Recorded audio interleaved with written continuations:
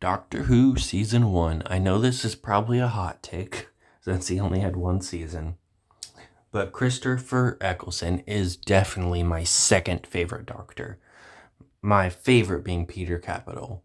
Um, he's just so fucking good in his 13 episodes he gets.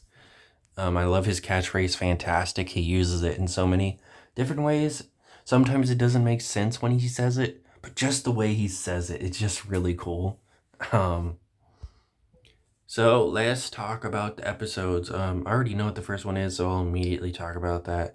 First episode, I think is a little dumb. I like the episode, but there's just like too much shit thrown in it that doesn't make sense or is just really stupid.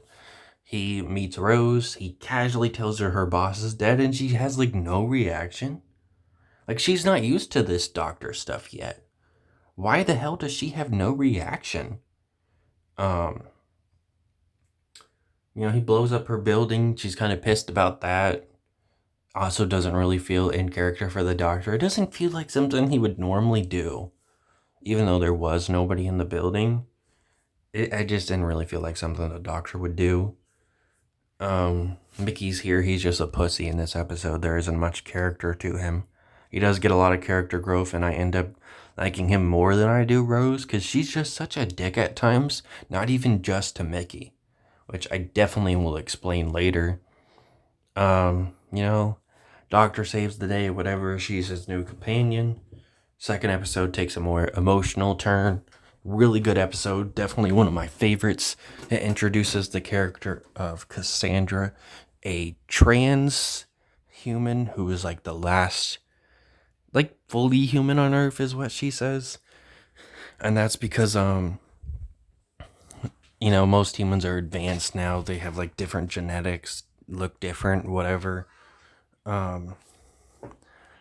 So, she's just like skin now.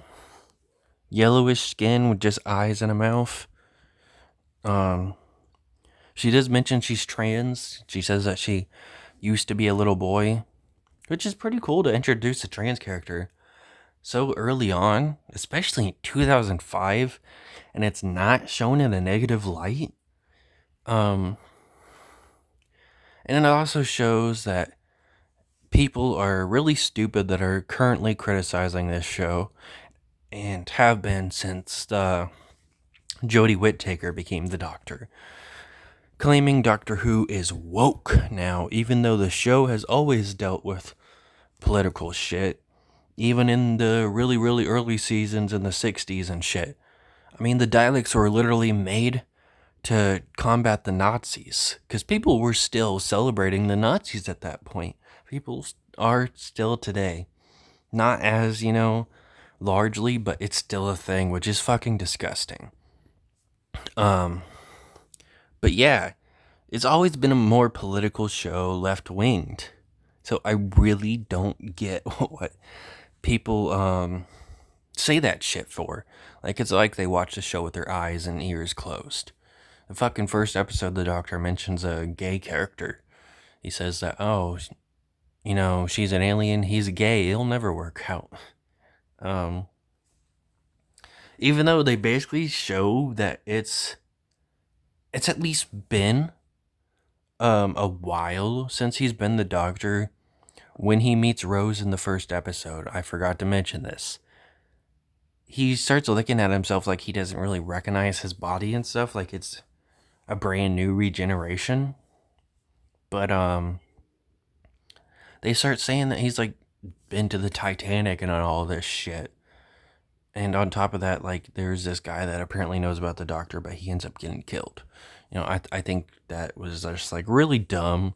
It was just, to introduce new fans to the character and, somewhat help explain him, which makes sense, but I just think it brings down the episode.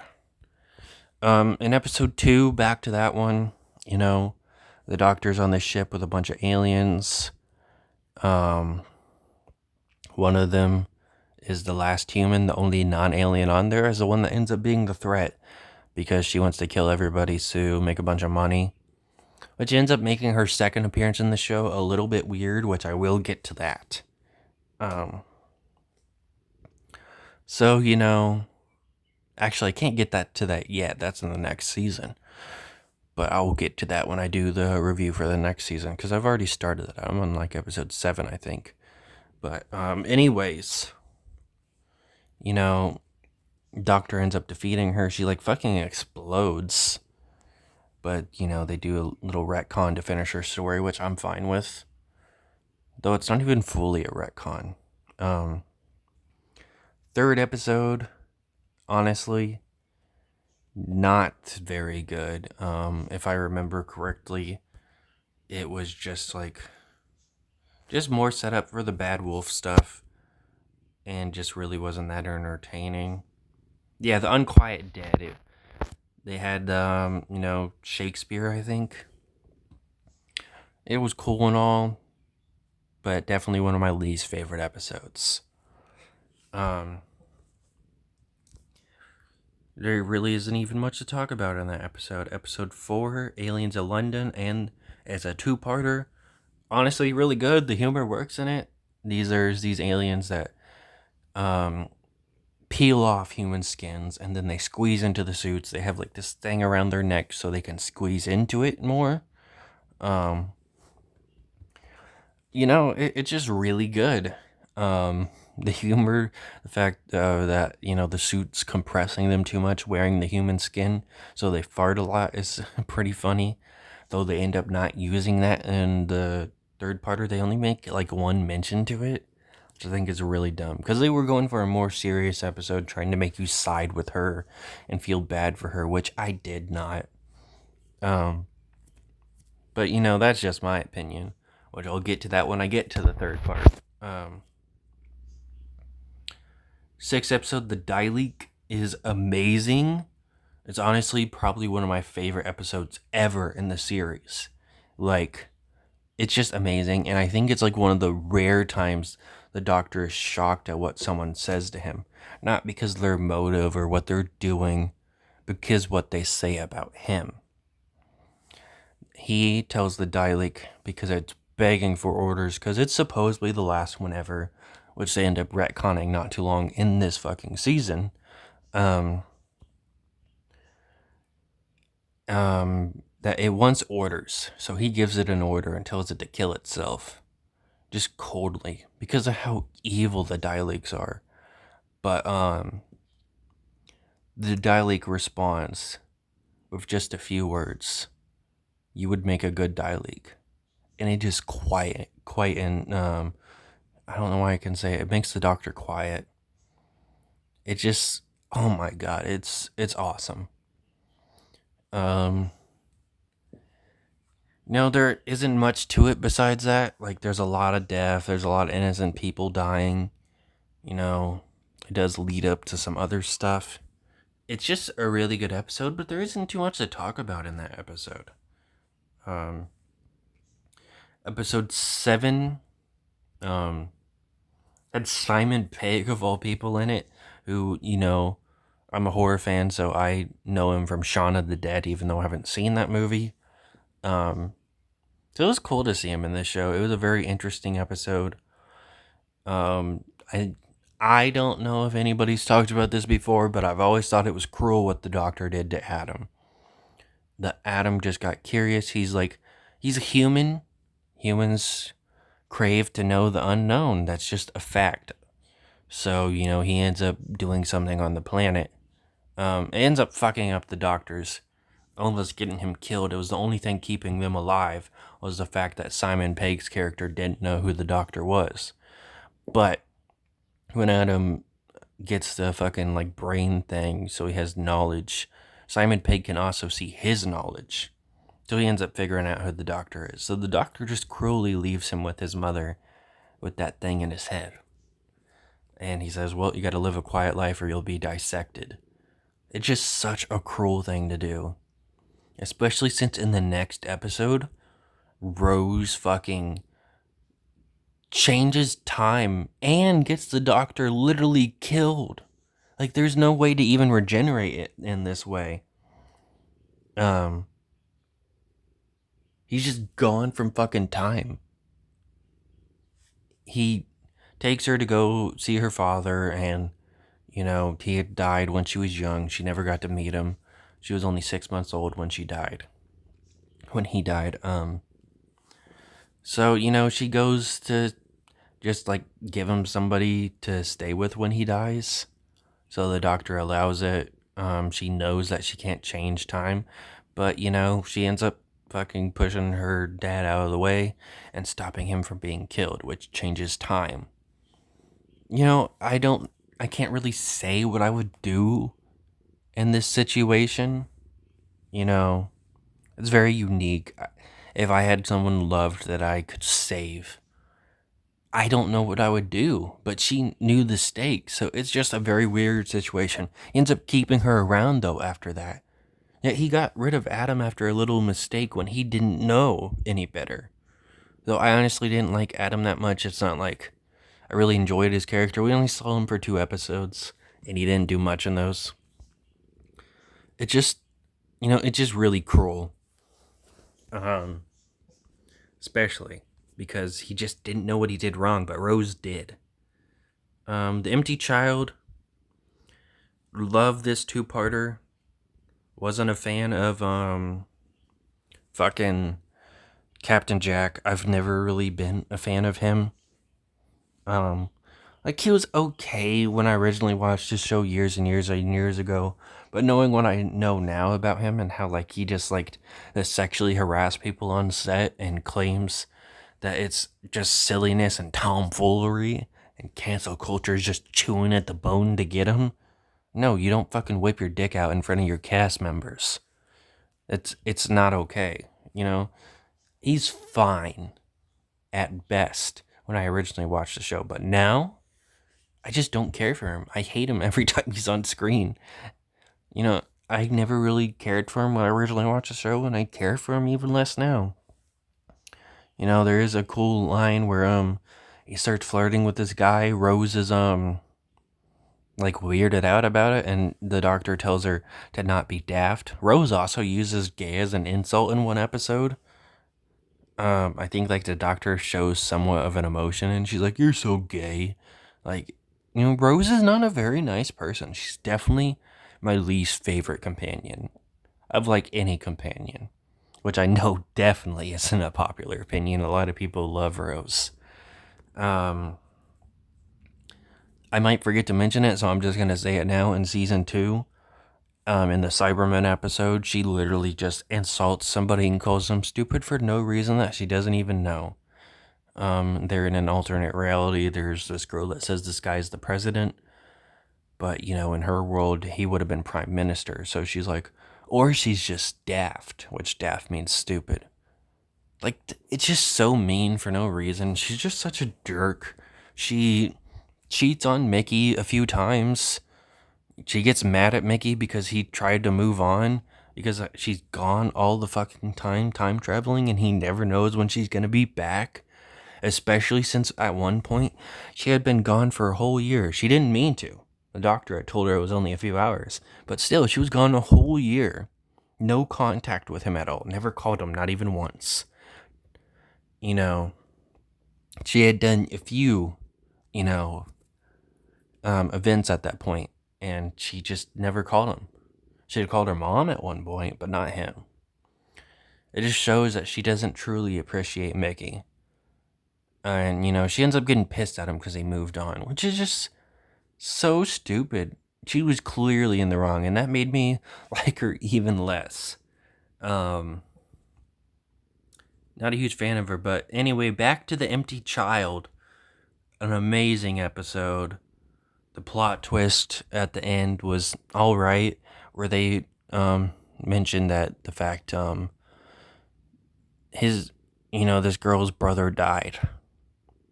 He had started this whole thing.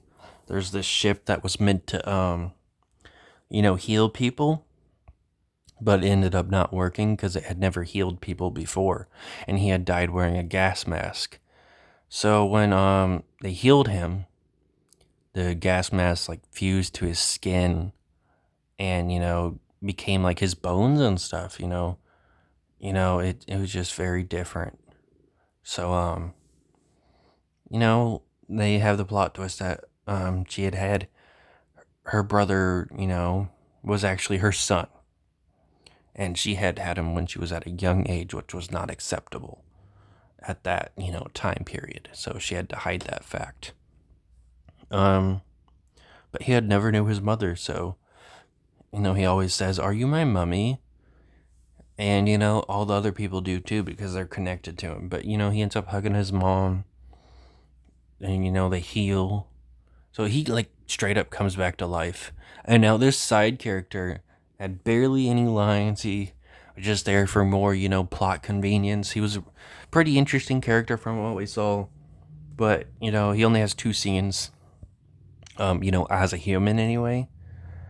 But he had such a good line that made me laugh out loud and straight up pause the show. Even though I've seen this show before years and years ago, it's such a good line. The doctor, not the actual doctor, but this guy's a doctor. And, he was trying to fix these people up. This one girl says, "Well, when I came in with 1 leg. And now I have 2. And he was like, "Well, there's been a war going on. Maybe you miscounted." It's such a funny line. Episode 11, The Boom Town. Honestly, I don't remember what that one's about.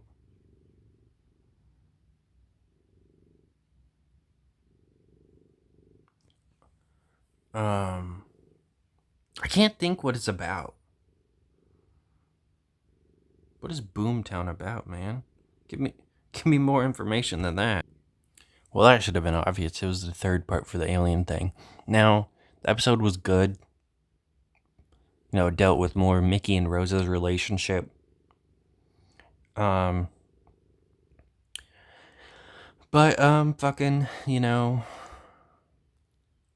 I don't think that they should have tried to make her sympathetic. They end up bringing up a point that I didn't think they were going to bring up.